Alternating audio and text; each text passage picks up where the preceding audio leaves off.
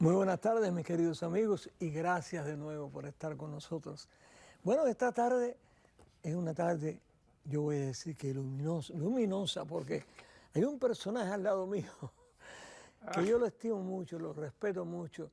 Yo admiro mucho a las personas polifacéticas que tienen ese talento de poderse inmiscuir en muchas cosas al mismo tiempo. Es fascinante. Y es un personaje, este señor es un personaje porque casi todo el mundo lo conoce y los que no lo conocen los van a conocer hoy. Así que me refiero a un gran amigo, un gran cubano y un hombre estudioso que tiene tiene un historial que solamente él puede hablar de él, porque imagínate, un señor que no para de viajar, que no para de estudiar, que fue primeramente un gran economista, pero de la economía salta a la cultura. Qué extraño, ¿verdad? Se supone que de la cultura se salta a la economía, pero no. Él pudo combinar la economía con la cultura y con la historia. Sí, señor. Eloy Cepero. Gracias, Pedrito, gracias por la presentación. No, chico, tú te lo mereces. Nos conocemos hace 1000 años. Sí, Yo señor. lo he entrevistado en el show mío y eres tremendo también. Es más, yo te estaba diciendo a ti que la última entrevista que me hiciste aquí es la mejor entrevista que nadie me ha hecho. Yo no sé, yo siempre... Tengo que conseguir una copia de esa. Yo no sé con quién tengo que hablar porque bueno. Lo quiero poner en mi canal de YouTube. Gracias, gracias. Yo me siento aquí, yo soy un espectador más del programa y me siento relajado con ese público tan maravilloso. Sí, que te ven todos los... Y desde luego, no hay nada mejor que tener un buen entrevistado, que sepa hablar, que tenga cultura y que de verdad no le importe nada estar en una cámara. Claro, ya llevo tantos años haciendo. Y tú has tenido tus propios programas de televisión. De televisión y todo. O sea, ¿cómo surge el señor Eloy Cepero bueno, de economista? Bueno, primero de economista. Yo soy de Bahía Hondo, en Pinos de Río, un pueblo de campo. Mi padre era abogado, mi madre era maestra y directora del colegio.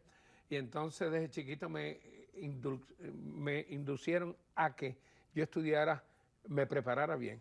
Pero a mí lo que me llamaba eran las historias y las finanzas.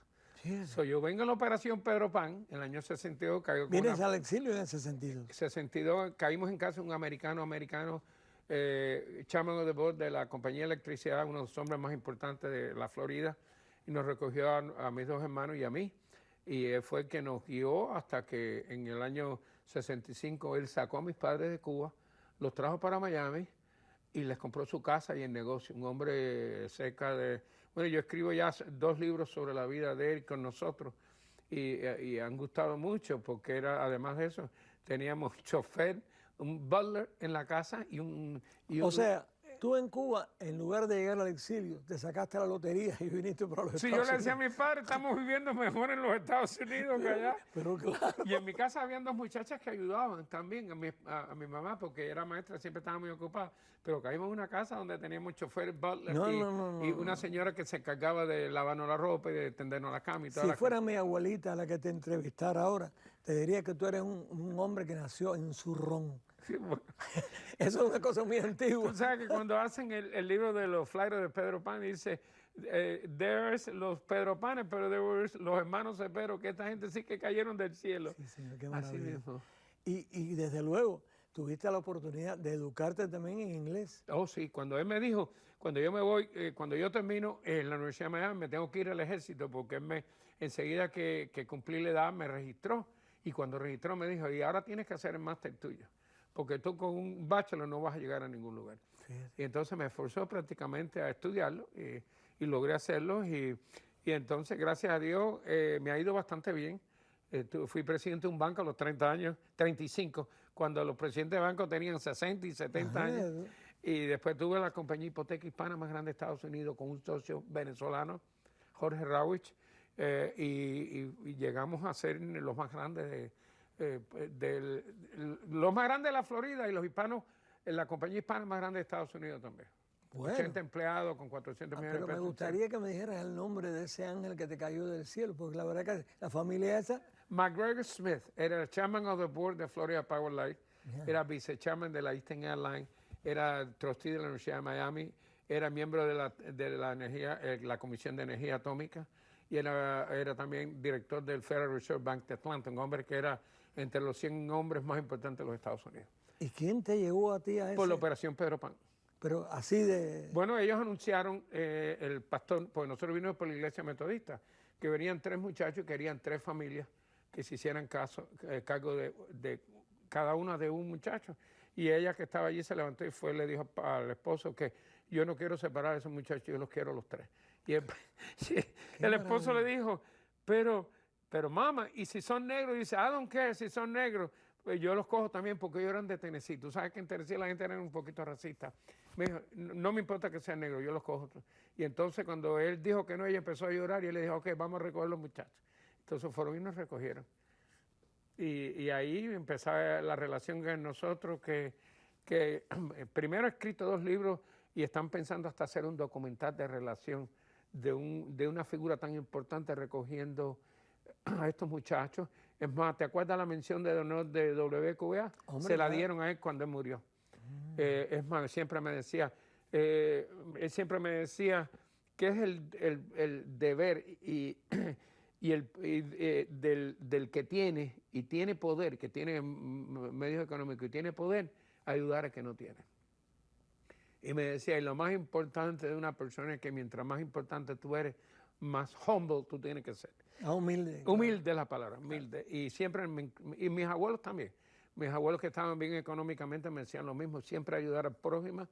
Es más, yo les digo un día, ¿cómo te pudiéramos repagar lo que tú has hecho por nosotros? Dice, cada vez que ayudes a alguien me estará repagando. Qué palabra más increíble, ¿eh? No, el hombre tenía una filosofía de la vida. Increíble. Quizás él fue también una persona que nació pobre. No, él venía de una familia no rica, pero el padre era capitán del ejército. Era de middle class, un poquito más alto de middle class, sí. De Tennessee, pero llegó aquí, enseguida subió y fue que dirigió todo, hizo Turkey Point, la planta de atómica la hizo él, yo iba con él allí, todo eso lo hizo él antes de morirse. Entonces llegas aquí al exilio, no con privilegios, sino con bendiciones. Con bendiciones. Hay privilegio también. Sí, pero bueno, ha sido una bendición que pudieras encontrar una persona con la cual no solamente te acogió a ti, sino a toda tu familia. Porque sí, tú sabes, traer a mis padres de Cuba. No. Llamaron al embajador mexicano en México para que arreglara la salida de mis padres. Es increíble. Los sacan, los traen aquí, pasaron un mes con nosotros y después le compraron una casa en Tampa que estaban los amigos de mis padres y el negocio. Entonces, imagínate, eso no se da nunca. No. Eso es una sola vez en la vida. Mi familia fue muy buena, ayudando a toda la gente en Cuba también. Tenían buena posición económica y ellos vivían ayudando a todos los pobres y dándole todo lo que necesitaban. ¿Cómo llega Eloy Cepero a conectarse o a empezar a actuar con artistas, con músicos? ¿Cómo llegas tú a esa etapa desde que yo tenía 10 años, yo ponía radio por la mañana a oír todos los programas de la Radio García Serra, que no sé si te acuerdas, que arrancaban con Carlos Pueblo y sus trovadores. No. Esa después de la Revolución, empieza en el 60. Bueno, yo tenía como 15 años, pero yo, antes que eso también, yo iba a la media, pero ya cuando ya cumplo 15 años, empiezo a oír todos estos programas Vicentico Valdés. Era el día entero. Radio García Serra tenía un cantante, una orquesta, hasta las 12 de la noche. Entonces ya cuando yo en Cuba empecé a oír música, a coleccionar la música, aprendí a tocar tumbadora con los negritos del pueblo mío. Y entonces cuando vengo acá en la operación Pedro Pan, el americano me dice, ¿qué te gusta hacer a ti? Y digo, a mí me gusta oír música y tocar la tumbadora. Entonces me compré una tumbadora, me llevó al downtown y empezamos la colección de música que hoy en día, después de la Cristóbal Díaz Eada, probablemente la segunda o la tercera más grande que existe de música cubana y de América Latina. ¿La tienes en disco? La tengo en disco, tengo 10.000 long play y tengo 6.000 CD y tengo 1.600 videos de Cuba de los años 30, 300 libros de música. Me he dedicado a ser un gran estudioso. Pero tú tienes tu casa Yo tengo mi casa. y tienes una casa para todo eso. No, yo tengo una casa grande. Tengo una casa grande. El cuarto más grande es la biblioteca mía. Ah, bueno, Sí. porque eso no cabe Sí. en No, un ya cuarto. yo le regalé 10,000 a FIU y 4,000 a la Universidad de Miami. Discos. Discos. Sí, que los tenía repetidos. Entonces me quedé con la colección mía y entonces que no sé qué voy a hacer con ella, o la voy a vender o se la voy a donar a la Universidad de Miami también. Pero no, eso fue lo que... Pero entonces yo, cuando llego aquí, que ya me pongo más teenager, empiezo a ir a las fiestecitas, a todas las orquestas que tocaban, los jóvenes del Hierro, ¿te acuerdas? Conjunto Universal, toda esa gente. Yo hice una película que se llamaba Qué caliente está Miami. Ay, no, que tocó los jóvenes del Hierro ahí. Claro. Y ellos, e incluso No, el hice Conjunto Universal. Creo que fue el Conjunto Universal. el Conjunto Universal. Sí, no fue con los jóvenes del Hierro. No, pero yo empecé también cantando con los jóvenes del Hierro aquí. Sí, un tú tiempo. empezaste En tantos lugares, imagínate. El primer Miami lugar, Latin Village, ¿empezaste tú? Cuban Village se llamaba. Sí, bueno, se llamaba Miami Latin Village y cuando tú empezaste a traer a todos los cubanos le cambiaron el nombre y le pusieron The Cuban Village. Sí. Ahí trajiste a Dinora Ayala. Wow. Ahí está, A Rubén Ríos. a mi Rubén amigo Río, querido. que por cierto... A Martica Rams. A Martica Rams, Martica Rams, mi que querida todavía amiga. vive, porque No, yo no ¿ya creo que murió? yo creo que Oh, Martica my no está con God, sí. nosotros. Yo la tengo una quería mucho. fotografía de ella encaramada arriba con el cuarteto de Panchito Calimano. Claro, yo estuve cantando con Panchito Calimano en la 8 y la 8 de Southwest, que se llamaba el Toledo. El Toledo, y sí, pero el Toledo después lo mudaron para Brickell Avenue. También. Sí. Que estaba- El Troyán se quedó, ahí se quedó Artie Valdés Sí. con el americano. Y Artie Valdés alquilaba una guagua, se iba a Hialeah, le alquilaba los lunes porque era americano durante la semana. Y entonces traía a la gente de Hialeah, lo anunciaba por la radio y entonces lo alquiló y fue tan exitoso que el americano le cedió el sábado y el domingo. Eso tenía sábado, domingo y lunes. No, era un momento en que había tantos nightclubs y tanta actividad de teatro aquí en Miami que era lunes, martes, miércoles, jueves. Oye, viernes, habían 88 clubs y sábado. No, nightclubs increíble, aquí, increíble. que la gente... Yo le digo eso a las personas y dicen, no puede ser, digo, sí. Y era un exilio exiguo, no era un exilio como el de ahora. Lo que pasa es que todo el mundo creía... Bueno, tú sabes que yo escribí la música en el libro The Epic, Cubans, The Epic Journey, y entonces escribí, y están más de 50 clubs y nightclubs Increíble. que existían en esa época. Increíble. Los primeritos, no cabían todos. Yo Entonces... inauguré, en realidad, el primero que se abrió aquí, que era el Cuban Village. Sí.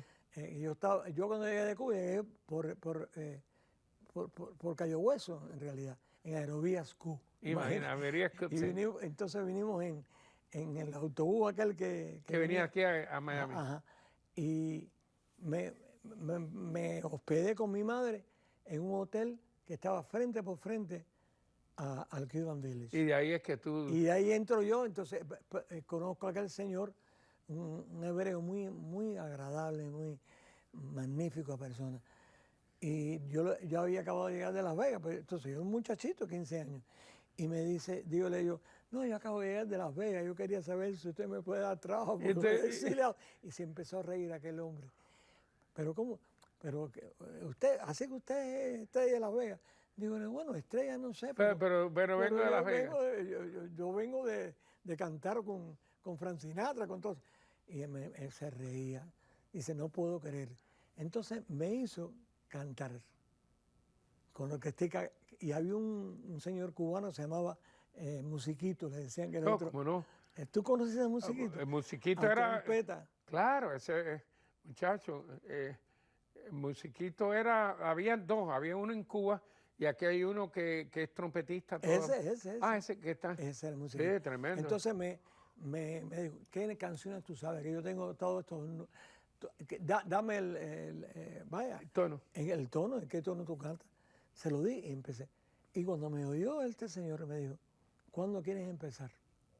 Pero fíjate, de lo que yo ganaba en Las Vegas a lo que me ofreció, desde luego. Pero eso me pasó a mí como te Como lo pasó que me a ti, pasó como a mí. encontraste un ángel. Ok. Porque ese señor, desde ese momento, Yo nunca he dejado de trabajar. Y no solo eso, empezaste a traer a todos los cubanos que venían a meterlo y le tuvieron que cambiar el...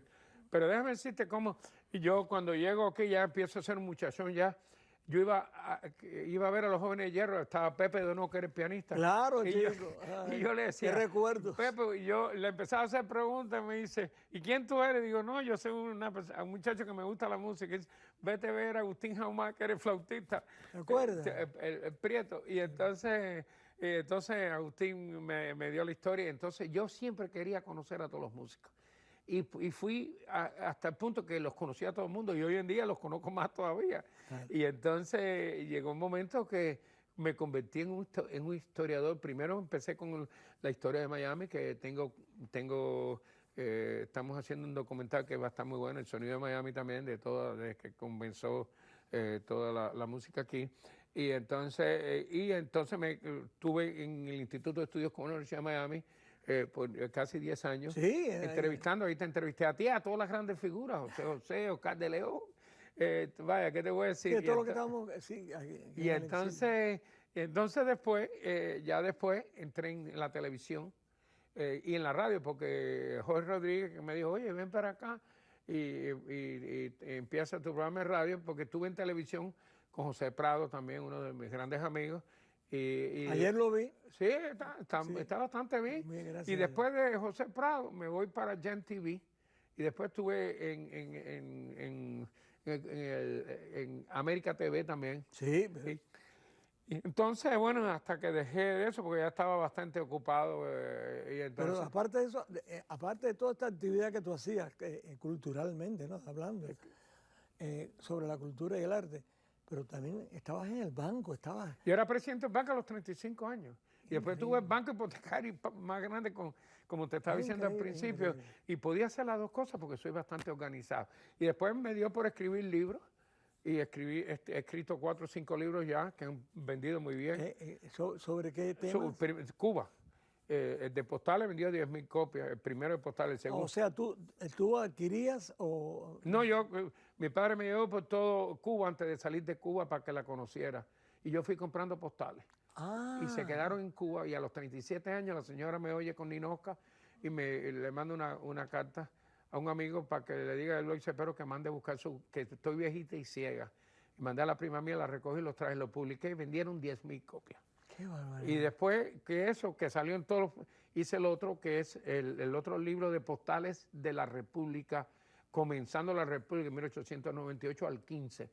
Todas las postales, me metí un mes recorriendo toda la Florida buscando postales de Cuba.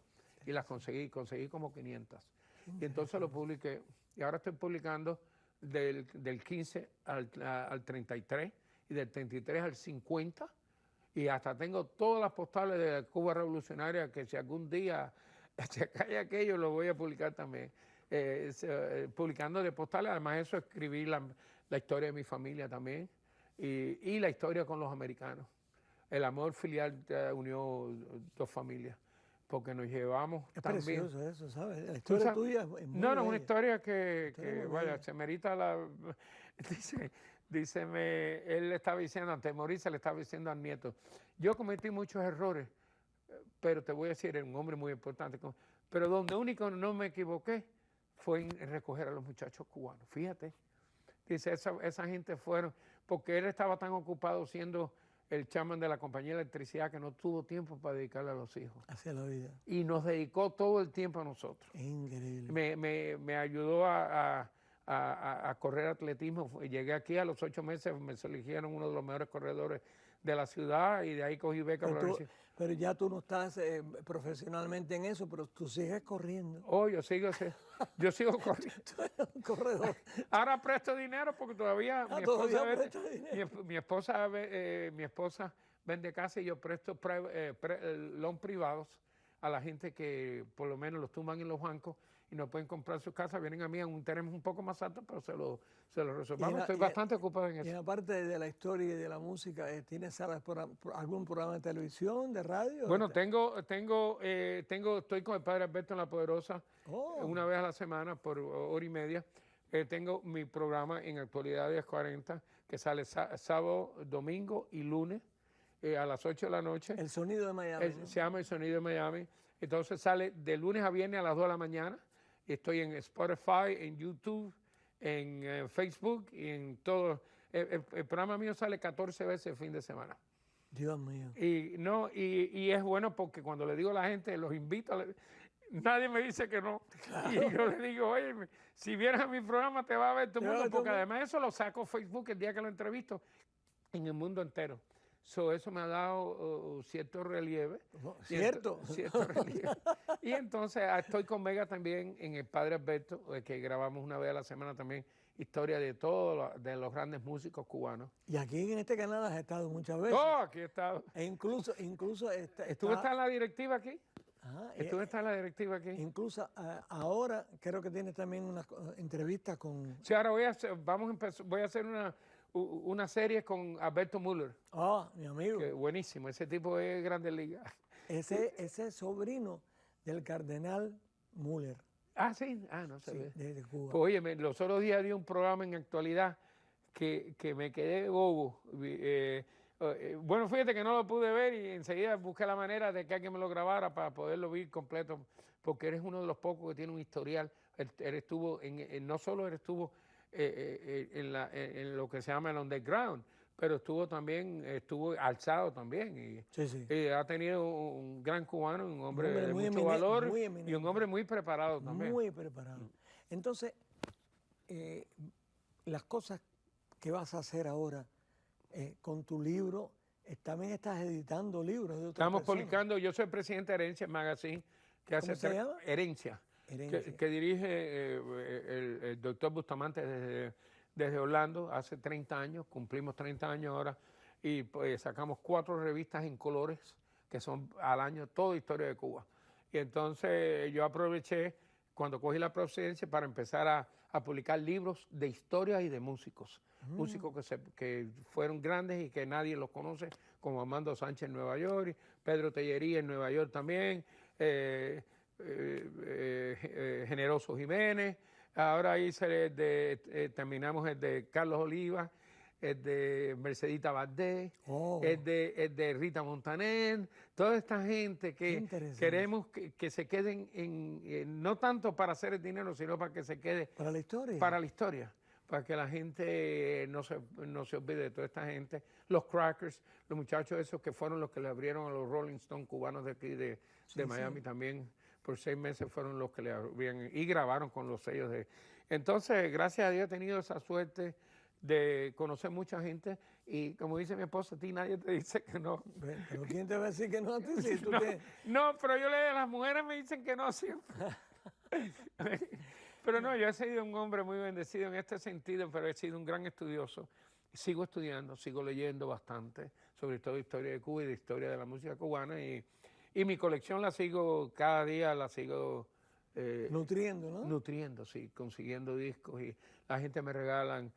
La gente cuando se mueren le dicen a los hijos, oye, si yo me muero, llámalo y separo para que lo recoja. Y es increíble, eso es lo que pasa. Eloy, qué interesante es hablar contigo porque eres un historiador, pero en sí eres la historia viva del exilio. Del exilio cubano. Bueno, ese es el propósito, mantener la historia del exilio. Me acaban de nombrar ahora para la Academia de Historia de Cuba, que está basada en Nueva York. Y a mí, al doctor Bustamante y a otro señor ahí que se dedicó a hacer la historia de los teatros de Cuba, creo que es López Vargas. Y entonces nos nombraron para la Academia donde están grandes figuras cubanas, grandes historiadores. Y para mí fue eso un orgullo muy grande que después de 60 años la gente se acuerde que uno existe. Eso. Sí. Pero aparte de eso, tu temperamento nunca ha fallado. No. Eres el mismo que te conocí yo hace muchos años. Y no he parado nunca. No has parado. Con una velocidad que no... Pero es una bendición. Sí, tu vida ha sido bendecida, de verdad. Sí. Eres un hombre que puedes decir... Señor, gracias porque he podido por todo lo que me ha dado. Y yo vivo ayudando a todo el mundo y dándole las gracias a Dios por todo lo que ha hecho y tener una familia tan linda como tengo yo, que ¿Cuántos hijos tienes? Tengo 2 niñas aquí, una en Iceland, que la tuve cuando estaba en el ejército. En Islandia. En Islandia, y tengo 2 nietos en Islandia y tengo 3 aquí. Ahorita vas a tener un astronauta, porque, un nieto, porque tú estás en todas partes. No, déjame decirte, yo tengo una suerte increíble, sí. Y que una persona tan buena como nos recogió, como el señor McGregor Smith, que siempre me calculó, que me decía, tú eres un buen deportista, y él me entrenaba por las mañanas. Fíjate. Y a los 8 meses de llegar de Cuba, me hacen uno de los mejores corredores del condado y me eligen el primer hispano en el Hall de la Fama de Coral Gables High School. Digo, caballero, es increíble la suerte tan grande que he tenido yo. No es suerte, es un destino que Dios te dio. Sí, yo creo eso. Dios te dio el destino para. Pero ahora hace falta alguien, no sé cómo podrá hacerse, que escriba tu historia, ¿eh? Porque tienes una historia tremenda. No. Bueno, yo escribí la historia de mi familia y en ella me escribí la historia mía también. Y la de ellos y la de mis padres, mis abuelos, todos mis padres estuvo muy en boga. En la política fue candidato a representante y a senador por el Partido de Todos con Chivas. Y he tratado de cubrir lo máximo de la familia posible, tú sabes. Pero bueno, algún día ya me quedaré para... No, pero el día falta mucho todavía porque tú tienes mucho que seguir ofreciendo. Mi esposa me dice, Alina, ¿y por qué tú quieres hacer tantas cosas? Dios, porque no quieren que no quiero que me olviden. Y me dice, ¿tú te crees que a ti te van a olvidar? Nadie te va a olvidar a ti. Es verdad, Eloy. Y es verdad. Bueno, y tener gente, amigos como tú y como Ernesto, que siempre han estado ahí al lado de uno, ayudándonos. Y cada vez que te he llamado para algo, cuando tu programa de radio, que me encantaba tu programa de radio, tú sabes, tú tuviste en el mío también en La Poderosa. Lo sigo teniendo y te quiero llevar también a mi programa. Sí. ¿Tienes el programa todavía? Sí, es de 9 a 11. ¿De La Poderosa todavía? En La Poderosa. No sabías. No La Poderosa. ¿En dónde? En Radio Mambí. Oh, ¿estás en Mambí? Estoy en Mambí. ¿Cómo no? Sí. Yo hice en W con Beto Cortina, hice 2 años. Y tuve en La Poderosa sustituí a Ninoca un par de veces. Yo sé. Sí. Bueno, Eloy, ¿qué voy a decirte? Esta es tu casa y tú lo sabes. Gracias a ti. Tienes muchos amigos aquí, personas que te quieren y sobre todo que te respetan. No, aquí tengo a John, que cuando yo venía aquí estaba en la... John, y está Lal Chicoy, que te tiene un gran afecto. Chicote también. Chico. También, toda esta gente que todavía siguen trabajando aquí, son maravillosos. Son amigos míos desde hace muchos años. Bueno, ¿qué te puedo decir? Gracias de nuevo, gracias Eloy, a ti. Y a ustedes, mis amigos. Bueno, aquí cada domingo le presentamos a un invitado diferente, pero quizás nunca con la categoría que es este señor. Pero bueno, gracias de nuevo por estar al lado de nosotros. Dios me lo bendiga. Y hasta el próximo domingo a esta misma hora.